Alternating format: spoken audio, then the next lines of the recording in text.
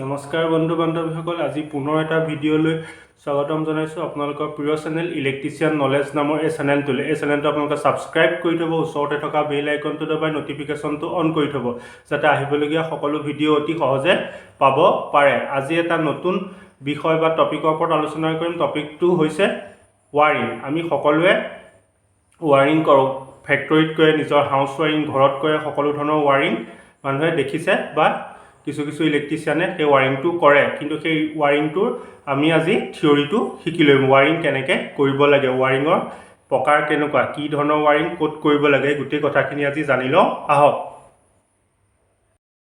আহক এতিয়া ৱাৰিং মানে কি শিকি লওঁ। আপোনালোকে ৱাৰিংটো অকণমান দীঘলীয়া হ'ব পাৰে, কিন্তু স্কিপ নকৰাকৈ চাব। স্কিপ কৰিলে কথাখিনি গম নাপাব। ইয়াত আপোনালোকে দেখিছে মই টাইটলত লিখি ৰাখিছোঁ পাৰ্ট 1, পাৰ্ট 2 ইয়াৰ হ'ব। এতিয়া 1ত অলপখিনি কথা আলোচনা কৰিম, 2ত গোটেই সম্পূৰ্ণ শেষ হ'ব। এতিয়া 1ৰ কাৰণে আমি প্ৰথম ৱাৰিং কি শিকি লওঁ। এইটো মই লিখি ৰাখিছোঁ wiring.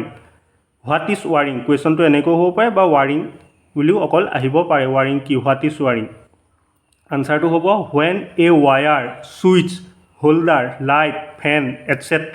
are installed according to the Indian electricity rules in a electric circuit, it is called a wiring. এতিয়া অসমীয়াটো কি হ'ল?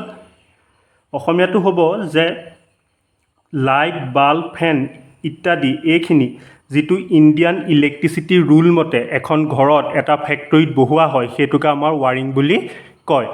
এখন ঘৰত কি ধৰণে বহাব লাগে? এতিয়া ধৰক আপোনালোকৰ এতিয়া ছুইচ বৰ্ডখন আমাৰ ফ্ল'ৰৰ, যিটো আমাৰ গ্ৰাউণ্ড লেভেলৰ পৰা 1.5 মিটাৰ ওপৰত বহাব লাগে। এই তেনেকুৱা কিছুমান ইণ্ডিয়ান ইলেক্ট্ৰিচিটি ৰুলছ আছে, সেই ৰুল মতে বহাব লাগিব। মই ক'লে বা এজন ইলেক্ট্ৰিচিয়ানে ক'লে বা আপুনি নিজে ভাবি ইয়াত বহাব লাগে বুলি বহুৱালে সেইটো শুদ্ধ ৱাৰিং নহ'বও পাৰে। যিটো আমাৰ ইণ্ডিয়ান ইলেক্ট্ৰিচিটি ৰুলছ আছে, সেই ৰুল মতে আমি লাইট, বাল্ব, ফেন ইত্যাদিখিনি বহুৱাব লাগে। যিটো এইটো মই লিখি ৰাখিছোঁ আই মানে হ'ল ইণ্ডিয়ান ইলেক্ট্ৰিচিটি ৰুলছ, সেইটো শ্বৰ্ট ফৰ্মত আই বুলি কয়। এতিয়ালৈ আপোনালোকে গম পালে যে লাইট, বাল্ব, ফেন, ৱায়াৰ এই গোটেইখিনি যিটো ইণ্ডিয়ান ইলেক্ট্ৰিচিটি ৰুল মতে আমি যেনেকৈ বহাব লাগে, ইণ্ডিয়ান ইলেক্ট্ৰিচিটি ৰুল মতে যদি আমি বহুৱাওঁ, সেইটোৱে আমাৰ শুদ্ধ ৱাৰিং। এইটোকে আমি ৱাৰিং বুলি কয়। এতিয়া ৱাৰিং কি গম পালে। তাৰপিছত এতিয়া ৱাৰিঙৰ পিছত আহোঁ, কিছুমান ষ্টেপ আছে।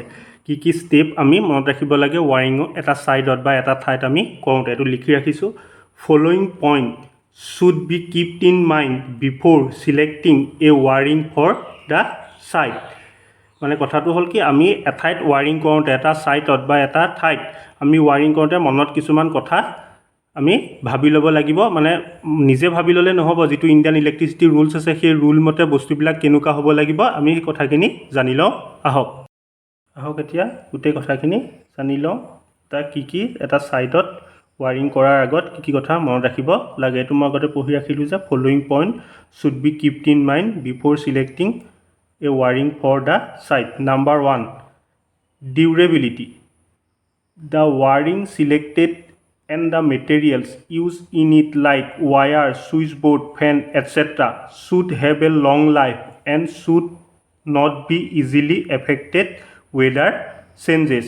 মানে কি কথা আমি মনত ৰাখিব লাগিব? প্ৰথম হ'ল ডিউৰেবিলিটি। ডিউৰেবিলিটি মানে হ'ল আমাৰ যিটো ৱাৰিং কৰোঁ সেইটো আমাৰ দীৰ্ঘস্থায়ী হ'ব লাগিব। আজি কৰিছোঁ, কাইলৈকে বেয়া হৈ গ'লে নহ'ব। এইটো লিখি ৰাখিছোঁ the wiring selected and the material. যিখিনি আমি মেটেৰিয়েল তাত ব্যৱহাৰ কৰোঁ, যিখিনি ৱায়াৰ হওক, ছুইচ হওক, লাইট হওক, বাল্ব হওক, এই কথাখিনি আমাৰ ছুইচ বৰ্ড হওক, এইবিলাক should have a long life, যিটো আমাৰ দীঘলীয়া এটা সময়লৈকে আমি ইয়াক ব্যৱহাৰ কৰিব পাৰিব লাগিব। Should not be easily affected weather changes. Weather changes মানে আজি গৰম, কাইলৈ ঠাণ্ডা, আজি বতাহ পৰিছে, বতাহত বেয়া হ'লে নহ'ব। যিটো ৰ'দ পৰিলে পটককৈ বেয়া হ'লে, ৰ'দত বোলে বেয়া হৈ গ'ল, বৰষুণ পৰাৰ লগে লগে ৱাইৰডালত বেয়া হৈ গ'ল, ৰ'দ দিয়াৰ লগে লগে ৰ'দত পৰি ৱাইৰডাল বেয়া হৈ গ'ল, তেনেকুৱা হ'লে আমাৰ নহ'ব। ডিউৰেবিলিটি মানে হ'ল সেইটোৱে হ'ল যে দীৰ্ঘস্থায়ী হ'ব লাগিব, তেতিয়াহে এটা ভাল ৱাৰিং বুলি কোৱা যায়। এইটো 1 নম্বৰ ডিউৰেবিলিটি। তাৰপিছত আমি এতিয়া পঢ়োঁ 2 নম্বৰটো। এতিয়া আমি 2 নম্বৰটো পঢ়োঁ ছেফটি। এইটো লিখি ৰাখিছোঁ safety. Wiring should be done by a perfect electrician and there should not be any danger of leakage or shock.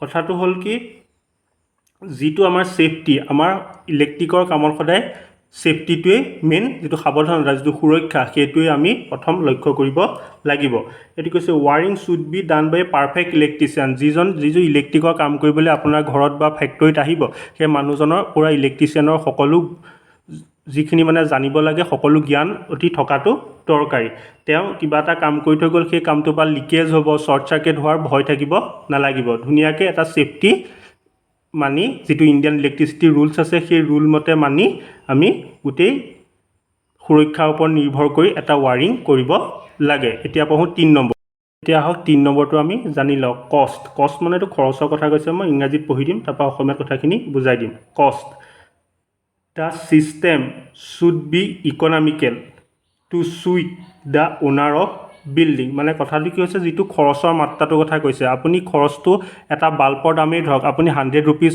বা 200 rupees 100 টকা 200 টকা এটা নিৰ্দিষ্ট মাত্ৰাত কিনিব যদি সেইটো লাখ টকাত হয় এটা বাল্ব আপুনি জানো ঘৰত আনি লগাবহি পাৰিব অতি সহজে লগাব নোৱাৰে সেইটো কেতিয়াও ইকনমিক্যালি ভাল হ'ব নোৱাৰে যিটো মানে এটা নিৰ্দিষ্ট খৰচত আমি গোটেই ৱাৰিংটো বা গোটেই কানেকশ্যনটো আমি কৰিব পাৰিব লাগিব এইটো কৈছে ইকনমিক্যালি টু সুইট যিটো আমাৰ ইকনমিক্যালি আমাক এটা খৰচৰ মাত্ৰাটো এটা আমাক আমি ভাল হ'ব লাগিব কেতিয়াও আমাক অধিক মাত্ৰাত আমি কোনো বস্তু কিনি আনি কৰিব নোৱাৰোঁ তেতিয়া সেই অধিক মাত্ৰাত কিনা বস্তুটো ৱাৰিংটো আমাৰ এতিয়া কেতিয়াও ভাল নহ'ব সেইকাৰণে খৰচৰ মাত্ৰাটো ইয়াত গুৰুত্ব দিছে আহক এতিয়া আমি 4 নম্বৰটো আলোচনা কৰোঁ এইটো লিখিছোঁ এচেছিবিলিটি In the wiring system, the facility for expansion or renewal should be provided. এইটো কথাটো হ'ল কি এচেছিবিলিটি মানে হ'ল অতি সহজে ইয়াক হাতেৰে ঢুকি পোৱা বা অতি সহজে দেখা এনেকুৱাবিলাক কথাত আমি এইটো ব্যৱহাৰ কৰিব পাৰোঁ যিটো ৱাৰিং ছিষ্টেমটো যিটো আমি ৱাৰিং যি ধৰণে আমি কৰোঁ সেই ছিষ্টেমটো অতি সদায় ভাল হ'ব লাগিব এজন মানুহে অতি সহজে হাতেৰে ঢুকি পাব লাগিব দেখিব লাগিব এই কথাখিনি আমি মন কৰিব লাগিব যদি আমি খুব এটা ৰুমত ৱাৰিং কৰিছোঁ যদি হাতেৰে ঢুকি পোৱা অৱস্থাত দিয়া নহয় যিটো মই 1.5 মিটাৰ বৰ্ডখন যে আগতেই কৈছোঁ যে 1.5 মিটাৰ ওপৰত যদি আমি 3 মিটাৰ ওপৰত দিলোঁ কি হয় এজন মানুহে সৰ্বসাধাৰণতে ঢুকি পোৱা নাযাব সেই কথাবিলাক আমি অতি মনত ৰাখিব লাগিব অতি তাৰ ছিষ্টেমটো তাৰ ফেচিলিটিটো সেইটোত আমি মনত ৰাখিব লাগিব যাতে এজন মানুহে অতি সহজে ৱাৰিংটো দেখে বা হাতে ঢুকি পায় সেইটোৱে হ'ল এচেছিবিলিটি এতিয়া 5 নম্বৰটো পঢ়োঁ এইটো এপিৰেঞ্চ এইটো মই লিখি ৰাখিছোঁ তো দেখিছে appearance wiring appearance has its own effect ইয়াৰ কথাটো হ'ল এইটো আমাৰ এপিৰেঞ্চ মানে ইয়াক দেখাটো কৈছে ইয়াক দেখিবলৈ অতি ভাল হ'ব লাগিব সুন্দৰ হ'ব লাগিব যদি আমি ৱাৰিংটো এখন ৱালত এখন ঘৰৰ ৱালত বা ফেক্টৰী ৱালত কৰিছোঁ যদি অলপ উঠাই দিলোঁ অলপ নমাই দিলোঁ তেৰা বেকা তেনেকৈ ধৰণে কৰিলে নহ'ব ওপৰ তল তেনেকুৱা ধৰণে কৰিলে নহ'ব এটা দেখিবলৈ অতি ধুনীয়াকৈ আমি কৰিব লাগিব সেইটো এটা ছিষ্টেমৰ ভিতৰত পৰে ৱাৰিঙৰ আজি আপুনি এখন ৱাইৰডাল নিছে বৰ্ডলৈ এটা লাইট জ্বলিবৰ কাৰণে যদি সেইটো আপুনি সোঁফালে অলপ লৈ গৈছে বাওঁফালে অলপ লৈ গৈছে তেনেকৈ নিলে আপুনি তেৰা বেকাকৈ নিলে আপোনাৰ সেইটো কেতিয়াও ভাল নেদেখে এপিৰেঞ্চটো তাৰ যিটো দেখা গুণটো সেইটো দেখাটো আমাৰ ভাল হ'ব লাগিব সেইটোৱে হ'ল এপিৰেঞ্চ অন্তিমটো হ'ল শেষৰটো 6 নম্বৰটো নাম্বাৰ 6 মেকানিকেল প্ৰটেকশ্যন এইটো এটা বহুত গুৰুত্বপূৰ্ণ টপিক মেকানিকেল প্ৰটেকশ্যন এইটো আমি মনত ৰাখিব লাগিব তো মই লিখি ৰাখিছোঁ the wiring should be protected from damage or physical nature during its use in house and factory ইয়াৰ কথাটো হ'ল যিটো ৱাৰিং আমি কৰিব লাগিব সেইটো অতি protected from damage and physical nature মানে এইটো কৈছে যিটো আপোনাৰ এখন সুইচ দিওঁতে সুইচটো দিয়াৰ লগে লগে সুইচটো যদি দিছে আপুনি বৰ্ডখনত যদি সুইচটো ভিতৰলৈ সুইচটো দিওঁতে যদি সুইচটো সোমাই ভাগি গৈছে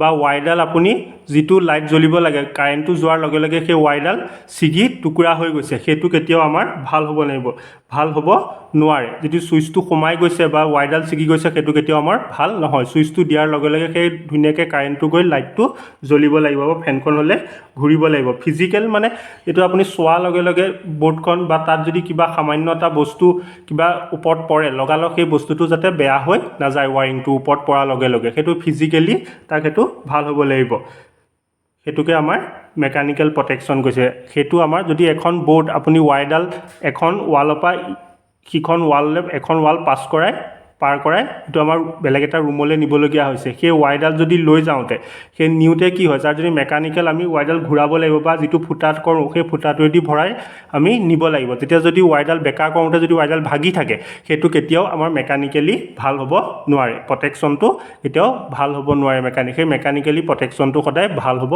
লাগিব এইটোকে কৈছে মেকানিকেল প্ৰটেকশ্যন এতিয়া আহক আমি ইয়াৰ চিষ্টেমটো পঢ়িম ডিফাৰেণ্ট চিষ্টেম অফ ৱাৰিং তো লিখি ৰাখিছোঁ different system of wiring there are two system of wiring দুটা টাইপৰ চিষ্টেমৰ ৱাৰিং আছে এটা হ'ল ট্ৰি চিষ্টেম দুই নম্বৰটো হ'ল ডিষ্ট্ৰিবিউশ্যন চিষ্টেম এটা হ'ল ট্ৰি এটা হ'ল ডিষ্ট্ৰিবিউশ্যন কিনো ট্ৰি কিনো ডিষ্ট্ৰিবিউশ্যন এইটো আমি শিকি লওঁ এতিয়া আহক আমি ট্ৰি চিষ্টেমৰ বিষয়ে অলপ শিকি লওঁ এইটো লিখি ৰাখিছোঁ tree system number 1 in this system branch circuit are tapped from the main circuit.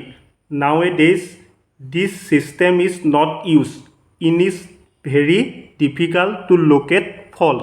ইয়াৰ কথাটো হ'ল কি ট্ৰি চিষ্টেমটো আজি দিনত অতি ব্যৱহাৰ নহয় এইটো মানে আপোনাৰ ঘৰলৈ যেনেকৈ ফেজ আৰু নিউট্ৰেল আহিছে অহাৰ পিছত কি কৰো আমি ভাগ ভাগ কৰি বেলেগ বেলেগ ৰুমলৈ বেলেগ বেলেগ বৰ্ডলৈ আমি লৈ যাওঁ কিন্তু ট্ৰি চিষ্টেমটো তেনেকুৱা নহয় য'ত আমি ফেজ আৰু নিউট্ৰেল আহিছে সেই মেইন ফেজ আৰু নিউট্ৰেলৰ পৰাই আপুনি টানি টানি আনি থাকিব লাগিব ইয়াক ভাগ কৰিব নোৱাৰে এইটোৱে হ'ল ট্ৰি চিষ্টেম যদি আপোনাৰ মিটাৰৰ পৰা আপুনি কি কৰে মেইন চুইচলৈ আনে মেইন চুইচৰ পৰা আমি আকৌ ভাগ কৰি পেলাওঁ ঘৰত ইয়াত এইটো নহয় ট্ৰি চিষ্টেমত কি হ'ব মেইন ফেজডাল যে আমি পলৰ পৰা আহিব তাৰ পৰা আহোঁতে আমি যেটা ৰুম থাকে সেইটা ৰুমলৈ আমি সেই ফেজডালৰ পৰাই টানি টানি বা নিউট্ৰেলডাল ফেজডাল নিউট্ৰেলডাল সেই মেইন চাৰ্কিটটি পৰাই টানি আনি থাকিব লাগিব ই কেতিয়াও ভাল নহয় বহুত টেপ মাৰিব লাগে বহুত ইয়াৰ জইন হয় কেলে জইন হ'ব তাক টানি অনাৰ মানে কি প্ৰত্যেকডাল মেইন ৱাইৰডাল আমাৰ ছিঙি প্ৰত্যেকটো টেপ মাৰি ফেজ আৰু নিউট্ৰেল উলিয়াই আনি থাকিব লাগিব এইটো সেইকাৰণে কেতিয়াও আজিকালি ব্যৱহাৰ কৰা নহয়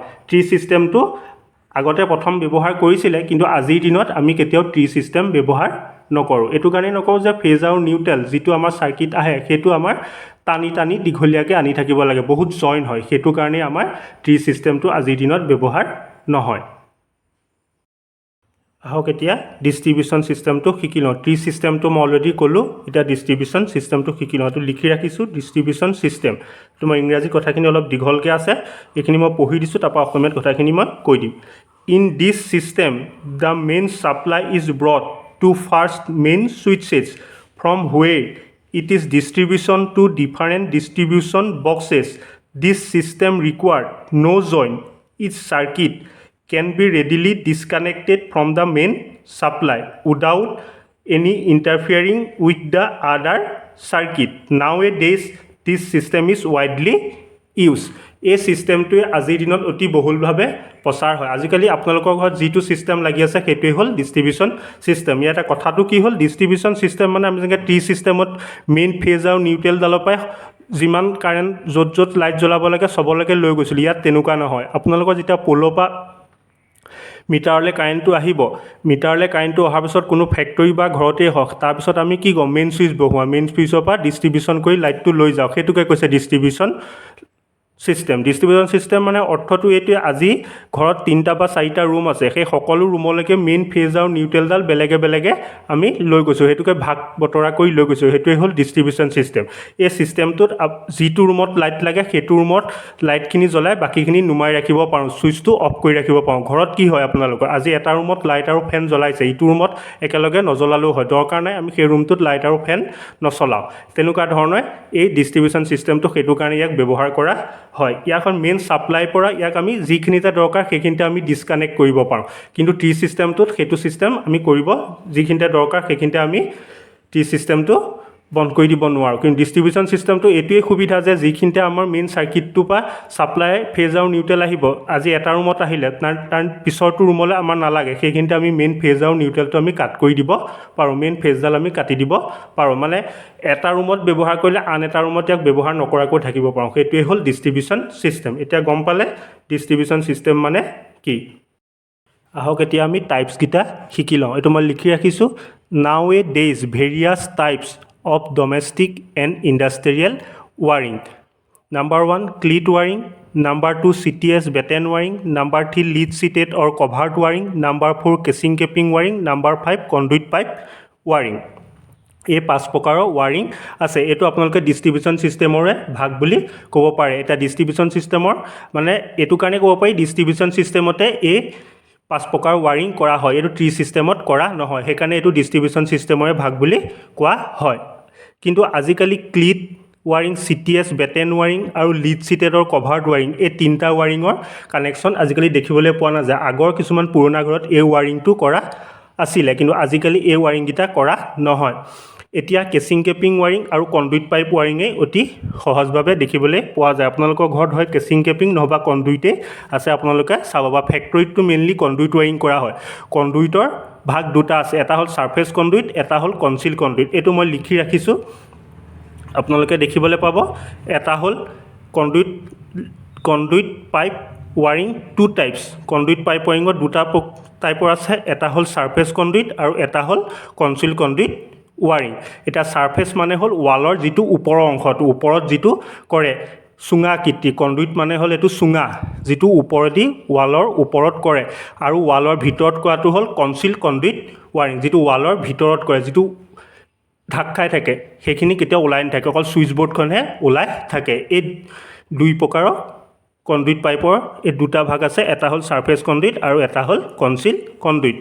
এতিয়া আপোনালোকে গম পালে ৱাৰিং কি, ৱাৰিঙৰ কেই প্ৰকাৰ ৱাৰিং আছে, এতিয়া সকলোৱে বুজিব পাৰিছে। ইয়াৰ 2 নম্বৰ পাৰ্টটোত মই লৈ আহিম এই 5 প্ৰকাৰ ৱাৰিঙৰ বিষয়ে আৰু কেনেকৈ ধৰণে ৱাৰিংটো টেষ্ট কৰা হয়। এতিয়া আশা কৰোঁ গম পালে ৱাৰিঙৰ প্ৰকাৰ আৰু ৱাৰিং মানে কি।